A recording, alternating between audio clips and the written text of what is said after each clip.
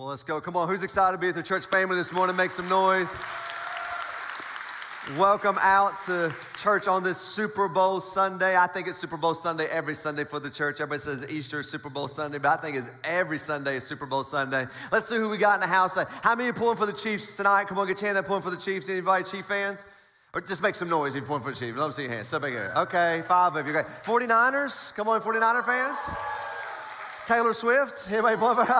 Yes, she's not even playing, but anyway, all over the news. I know, I'm just joking, it's so much fun. But anyway, man, it's so good to be with you guys this morning. Welcome everybody to our Ashland campus, everybody online as well. Thank you for tuning in as we continue in this series on Esther. But before we do, I got a commercial break to make.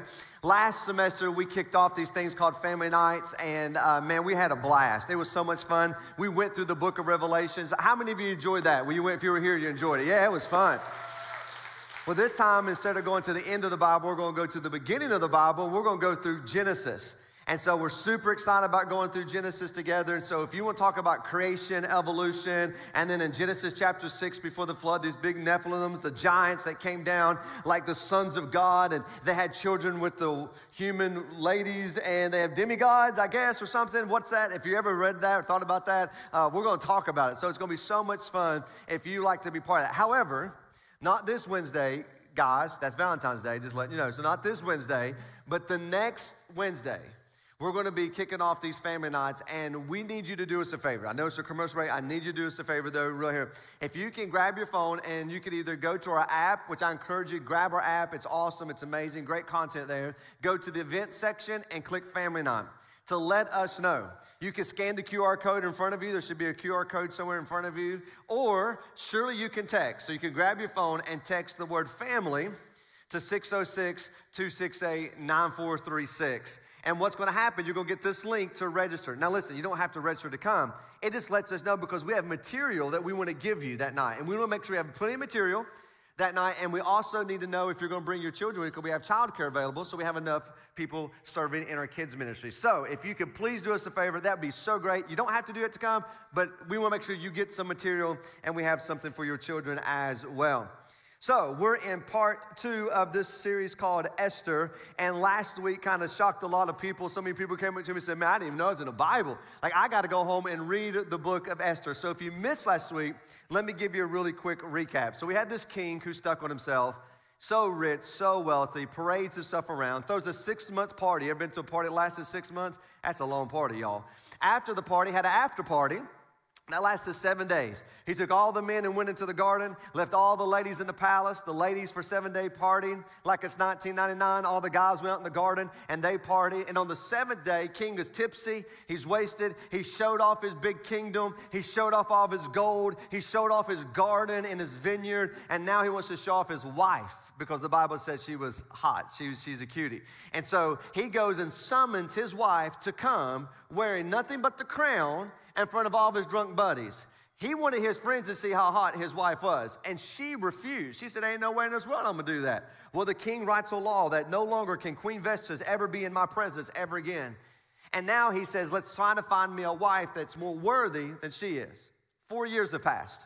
King goes to Greece, gets whipped at Greece, and things didn't work out. He comes back home. He remembers Queen Vesta. I need a queen. I have concubines, but I want a queen. I want someone beside me at all times. And one of his attendants came to him and said, well, sir, why don't I saw this before, so why don't we do this like bachelor party show, this bachelor show, and let's get all these young, beautiful virgins to come to the king's palace. Let's prep them. Let's get them ready for a one-night stand with the king. And whichever one has the best one-night stand with you, king, that could be your queen. And the king's like, that's a great idea. Let's make that happen. And so he sends out all the attendants, and everybody goes and tries to find all these beautiful young virgins to bring, against their will, by the way, against their will, into the king's palace. Well, then enters Mordecai and Esther.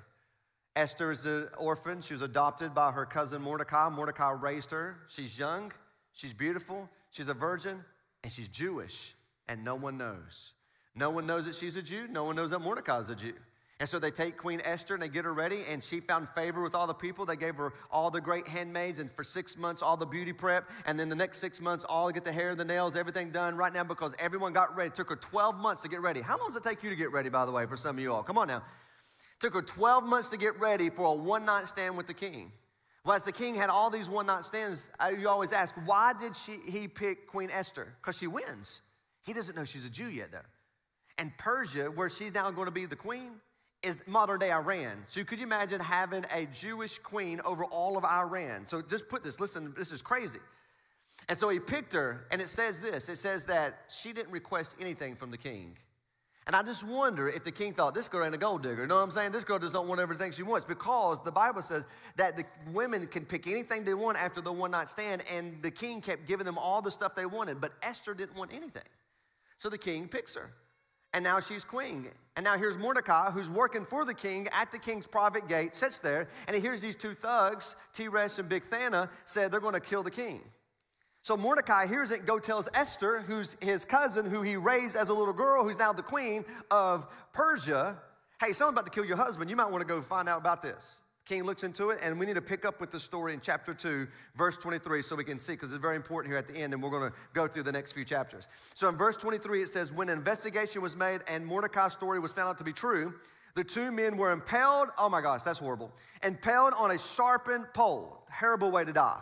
This is where I want to get there. This was all recorded, everybody say recorded, recorded in the book of history of King Xerxes' reign, AKA his personal diary, his journal. Everything he did every day was recorded. King Xerxes did this. King Xerxes, he ate fruit. King Xerxes said this. Everything was recorded. So this was recorded. That's very important, because we're going to get back to that just in a moment. And now we pick up on chapter 3.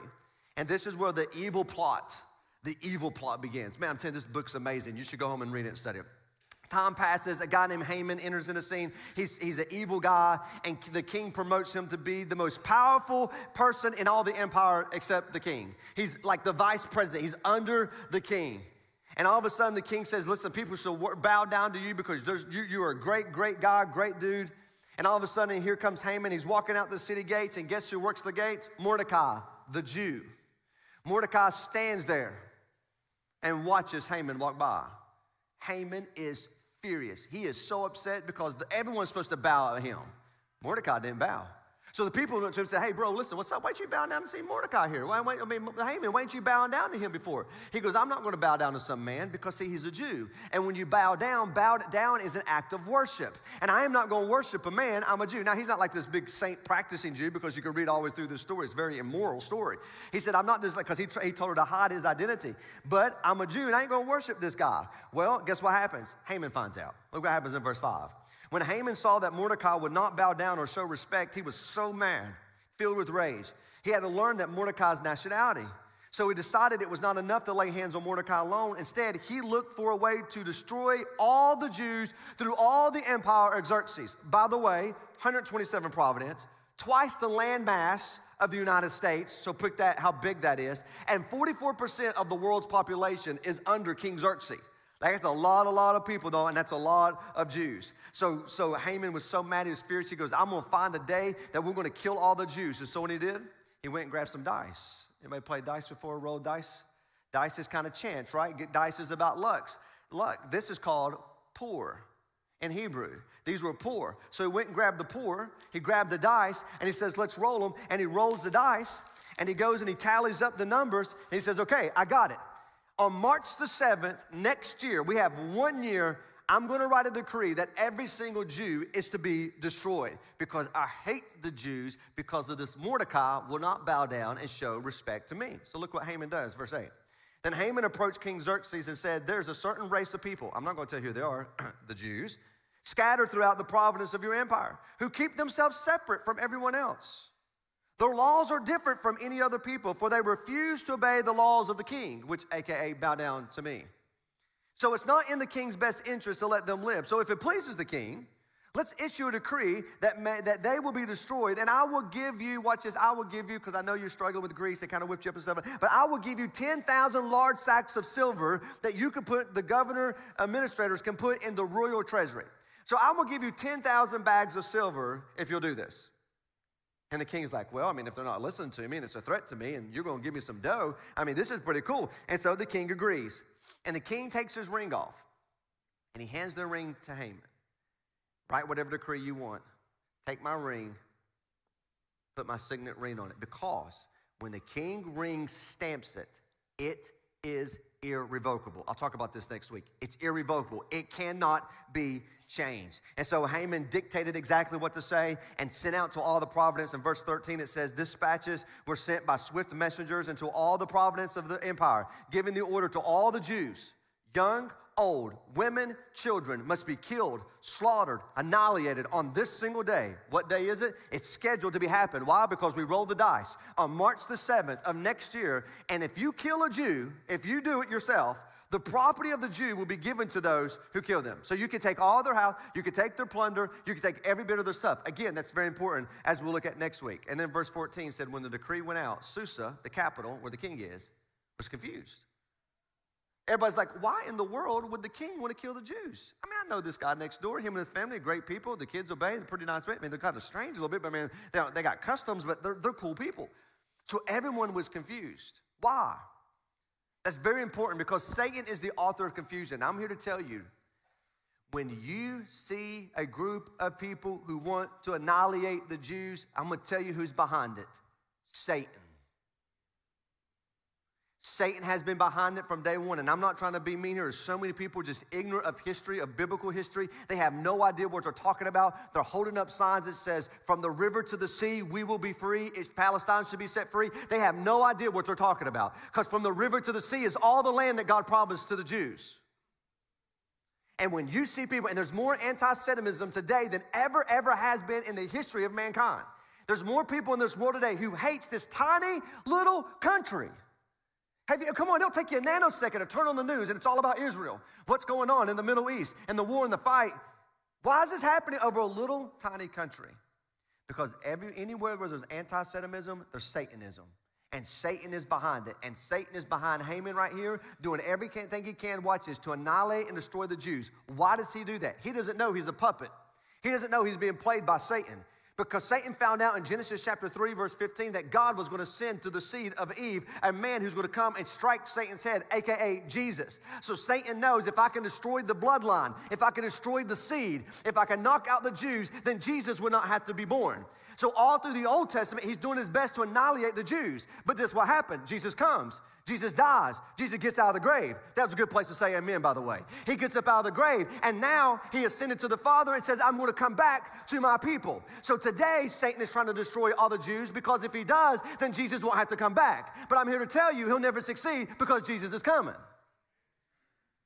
So we see this all through the scripture, and you see it played out there. Be careful, the organizations, the people that might sound good, that tickles your ear, trying to free a group of people, that there's a move behind it named Satan who's trying his best to destroy the Israelites, even to this day. Why in the world is the whole world uproared of a small, tiny population group of people? Because they're God's covenant people, and Satan wants to destroy them. Until there's an antichrist who shows up who has false and fake peace with Israel, and that's going to happen, there'll be no peace until this happens. Folks, listen, they've been doing this for thousands and thousands of years. It should not shock us. Okay, keep moving. Chapter 4. So Mordecai receives the decree. Mordecai was going through everybody's handing out the flowers like a rave party, handing all these flowers out. What's the decree? Reads the decree. On March the 7th, all the Jews are going to be killed. And he tears his clothes, rips his clothes, puts ashes on his head and sackcloth, and he weeps and he mourns. He makes his way to the city gates, where the king's gate, where he guards it, but he can't go in. Why? Because there's a law. You cannot enter into the king's gates with sackcloth and ashes on. Well, word gets back to Esther. Hey, I don't know what's going on with Mordecai, your cousin. What do you mean? He's weeping, wailing, mourning, sackcloth, ashes all over the place. Like he needs a new wardrobe. Something's wrong. She sends him clothes so he could come in, but he refuses the clothes. Well, go find out what's wrong with Mordecai, my cousin, who raised me. Something's wrong with him.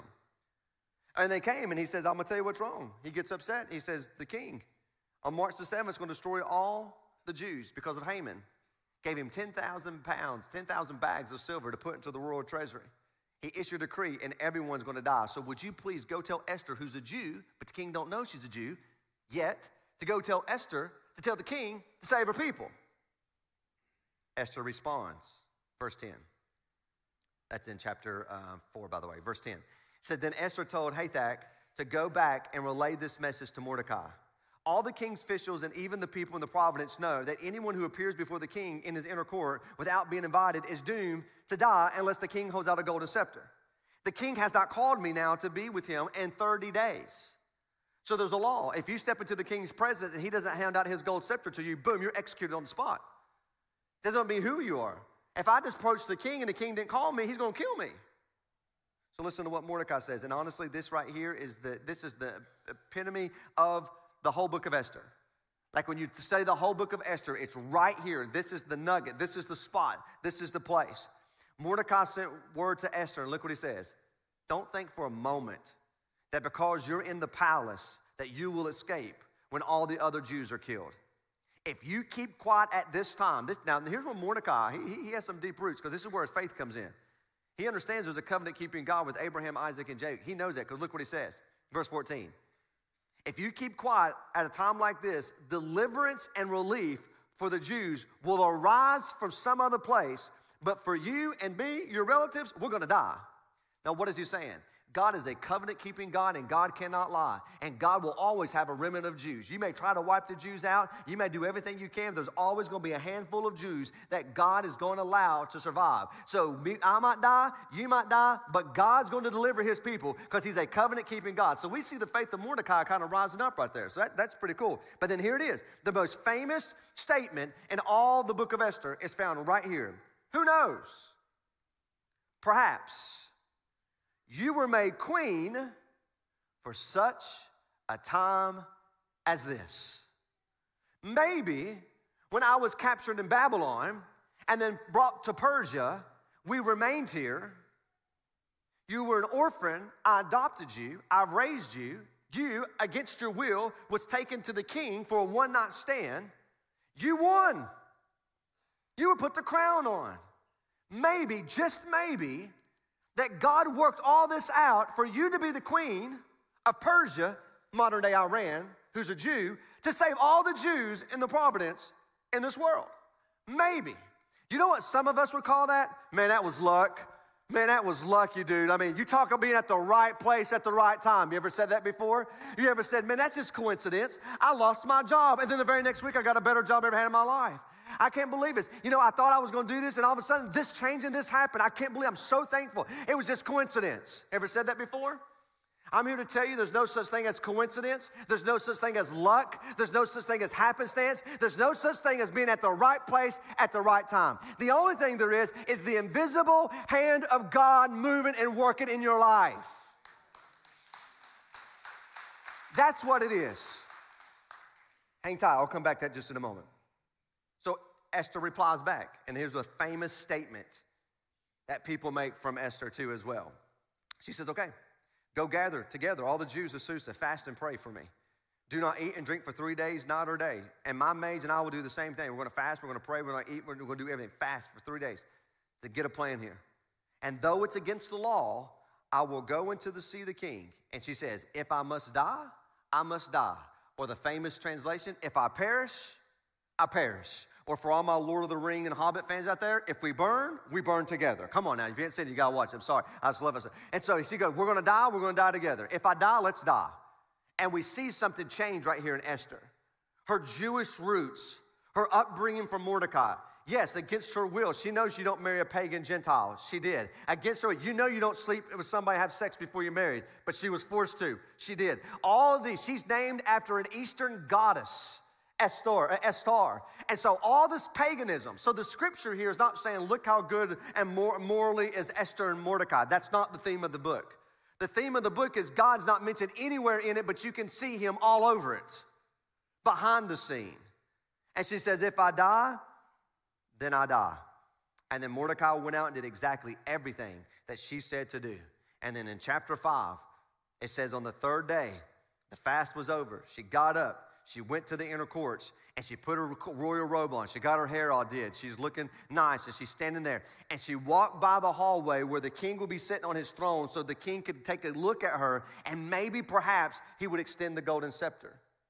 Well, she's standing in the court all the way outside, down the hallway with the king, and the king sees her in the distance, and he holds up the golden scepter, and she walks into his presence, and the king says, what do you want? I'll do anything for you. I'll give you half of my kingdom if you want it.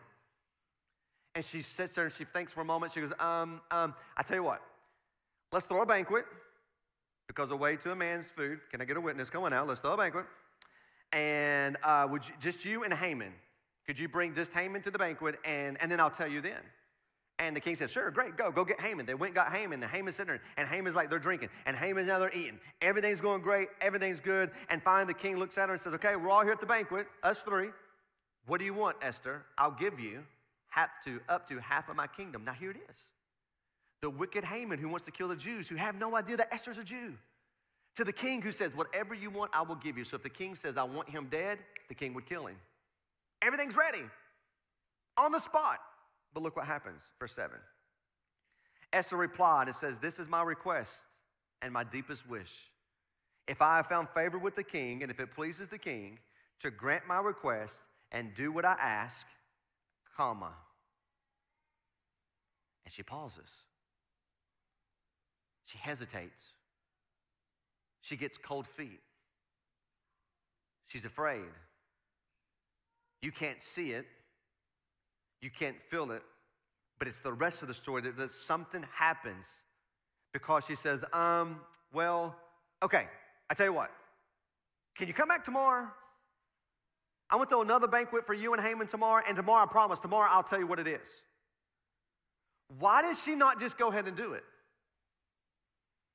Have you had a gut feeling in your life? I don't think it's right. I don't think I should go right now. I think we need to pause right here. I think something needs to take place. I think there's going to be, I'm hesitant. It could be fear. It could be afraid. But God would even use your being afraid and fearful. Something that's like, I just don't know if I should. And you waited, and you're thankful that you waited. You ever been there before in your life? You see, what she doesn't know, we know because we have the whole story, is that God wasn't finished setting up the scene for what's to take place. So Haman goes, oh my gosh, I was invited to a private dinner with Queen and the king. And I get to come back tomorrow. And so he is living high on the hog. He is feeling so good about himself. He walks down to the king's private gate. That opens the gate. And guess who's on the gate? Mordecai. Everyone falls down but Mordecai.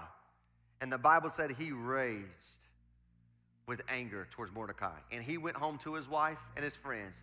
He said, look at me. Look how wealthy I am. The king promoted me to be the second most powerful person in all Persia.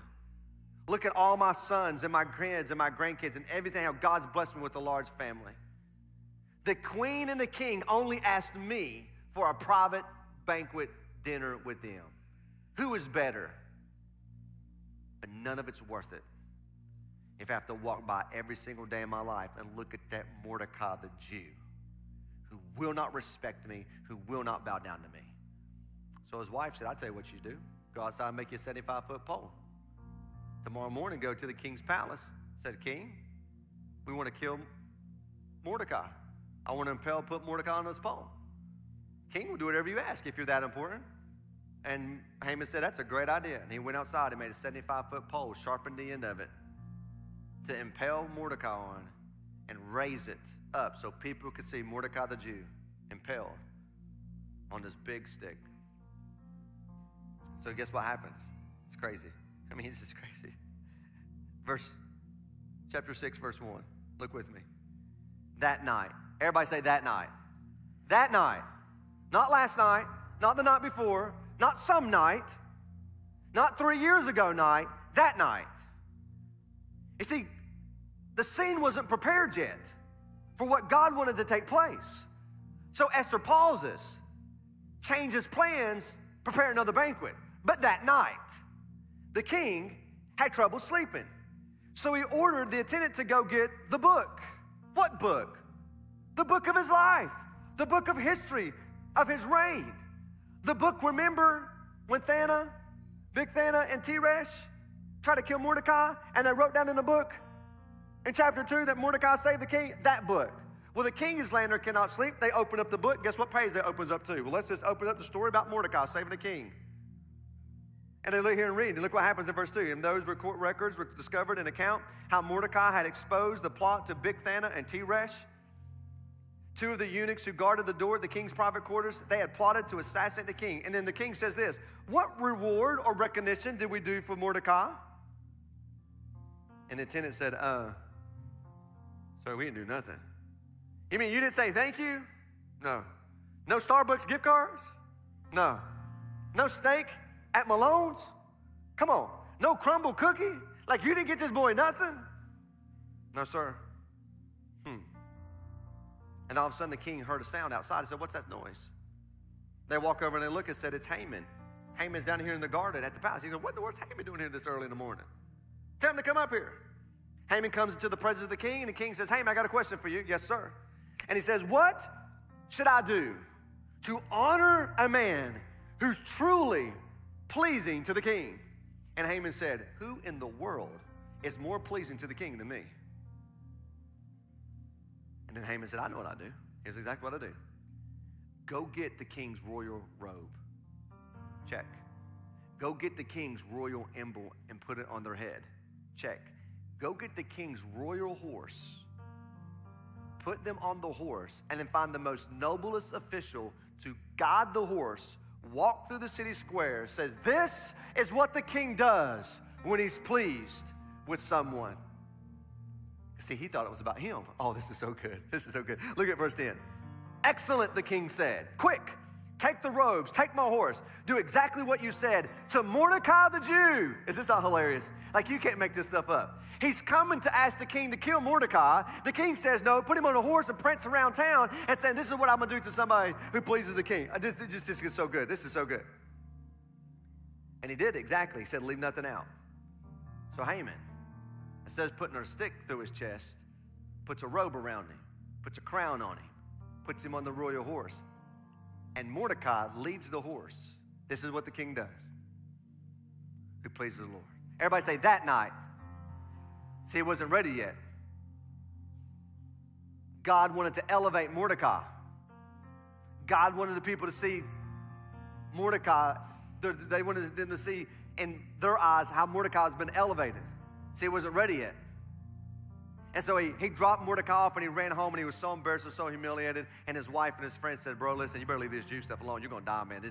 They've already humiliated you. It's over. It's over. And while they were speaking, the eunuch said, hey, don't forget, the queen and the king has a banquet with you. Let's go, let's go, let's go, let's go, let's go. So they grab him, they rush him, and then they sit down. Queen Vashti, there's the king, there's Haman. They're eating. And then chapter 7, verse 3. Queen Esther replied to the king, because the king asked her a final time, what do you want? Don't play these games. Whatever you ask, up to half of my kingdom, I will give you. Now the time is set. Queen Esther said, if I found favor with the king, if it pleases the king to grant my request, I ask that my life and the lives of my people be spared. For my people I have been sold to those who will kill, slaughter, and annihilate us. If it had only been merely sold as slaves, I could remain quiet, for that would be too trivial of a matter to warrant to disturb the king. And the king said, who would do such a thing? Who would be so presumptuous to touch you? And then here it is. She gets to point her finger. The wicked Haman, our adversary, our enemy. He's the one that plotted this. He's the one that wants to kill us. All the Jews. And the king went out to the garden and he was furious. And he goes, what am I going to do? How am I going to take care of this Haman? I can't believe he plotted. My right-hand man, I trusted him so much. He plotted this against my wife. I just found out she's a Jew, but still, it's my wife. And so the king marches in, and watch this. This is hilarious. This is so funny. Haman is begging Queen Esther for his life. The Bible tells us, begging her. She's reclined back on the sofa, and he is literally begging her. And the Bible says, you can't make it. The Bible says he trips over the sofa, falls on Queen Esther. He's on top of her when the king walks in. And the king said, how did you would even touch my wife in my palace in front? That's not what he fell on her, but that's the thought. And as soon as he said that, the sackcloth came over Haman's head. And they said, what should we do? The king asked. And the guy said, well, last night, Haman made a pole 75 foot tall to impale Mordecai, who saved you from assassination, to be killed. He says, then take him and then, watch this, impale him on the pole that he created for Mordecai. And you may be sitting here and you're like, so what? Thank you for the odd, crazy Bible story. What's that got to do with me? Has everything to do with you. Because maybe, perhaps, God has brought you to this place, to this city, for such a time as this. You think it's your job that moved you here. You think it's because you got the scholarship. You think it's because of a program. You think it's because your family roots go deep, deep, deep in this region and you stayed here because this is where your family tree is. See, you think it's all because, but listen, perhaps such a time as this, I'm here to tell you that you were here bigger than your job, your paycheck, your degree, your education, your sports, your family tree. God has you here bigger for something bigger than that. For such a time as this, God has brought you to this place. And somebody's like, I can't stand it here. I can't wait to get out of here. I hate my job. I hate this place. Why did God bring me here? And you know this to be true. If you've lived any time of your life, there's going to come a point you're going to look back in time and you're going to say, man, what the enemy meant for evil, God used it for good. I can see when God took me there, what he was doing in my life. And so I want to tell you this. One, you are not here by mistake. You're not here by accident. God woke you up and brought you here today. Period. Seek him and find out what he wants to do in your life. For some of you right now, you can't hear God, feel God, see God, sense God. And you say, God, are you even here? Do you even care about me? My marriage is going south. My kid's gone wayward. I don't like them. I'm lonely. I'm away from home. I've got anxiety. I've got depression. I hate my job. God, do you even care about me? Where are you? And that's what I love about the book of Esther, and that's really the main point of it. God is not mentioned anywhere in all the book of Esther, but his hand can be seen everywhere. And though you can't see him, and though you can't feel him, and though you feel like you don't hear him, I promise you, he is there right now, watch this, sketching out with his invisible hand his purpose and plan for your life. And God will use pure hell in your life and success in your life to get you to where he wants you to be in your life. And so maybe God wants to use this thousands of year old message to encourage you that even though you cannot see his hand, you can trust his heart. That God in his sovereignty works everything out, not to your pain, not for your pleasure, but for his glory. Because at the end of the day, he will be glorified. So don't walk out of here thinking, I'm here by chance. I'm here by luck. I'm here by coincidence. I was at the right place at the right time. It's just happenstance. So this happened to work out. Next time something like that happens in your hand, I pray that you would stop for a moment and go, this is the invisible hand of God working all things out of my life. I'm going to ask you to bow your heads.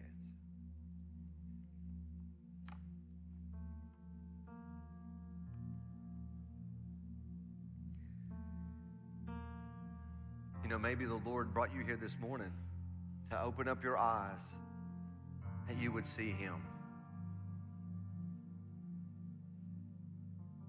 That you would give your life to him. That you would repent of your sins and put your faith and trust in him. And you're like, I don't know if God can love someone like me, and I don't know if I get it. Listen, if you still have breath, you still have hope. It's God's grace and mercy he woke you up this morning and gave you a second chance, a third chance, a fifth chance, a 16,000 chance.